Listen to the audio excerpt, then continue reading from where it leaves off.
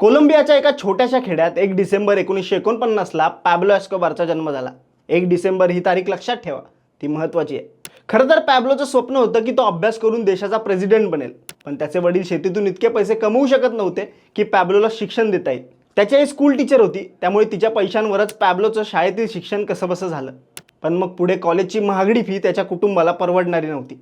मग Pablo एमेलियो Escobar गवेरियानं कुटुंबाची परिस्थिती पाहिली, त्यामागचं कारण समजून घेतलं आणि एक शपथ घेतली की वयाच्या 22व्या वर्षी करोडपती बनवून दाखवणार. जर त्याने हे कोणाला तेव्हा बोलून दाखवलं असतं तर लोकांना वाटलं असतं तो ढगात गोळ्या मारतोय, पण तो खरंच हे करणार होता. पाब्लोनं कॉलेजच्या वेळीच गुन्हेगारीच्या जगात पाऊल ठेवलं. पैसा कमवण्यासाठी तो स्मशानात जायचा आणि तिथल्या कबरींवरचे दगड चोरून विकायचा. पण यातून फार पैसे मिळत नव्हते, म्हणून त्याने लक्झरी गाड्या चोरायला सुरुवात केली. 1974मध्ये पाब्लोने एक गाडी चोरली, ज्यामुळे तो पहिल्यांदा तुरुंगात गेला. त्याने गुन्हेगारीची सुरुवात गरिबीमुळे केली होती, पण आता त्याला यातून पैसे कमवायला मजा येत होती.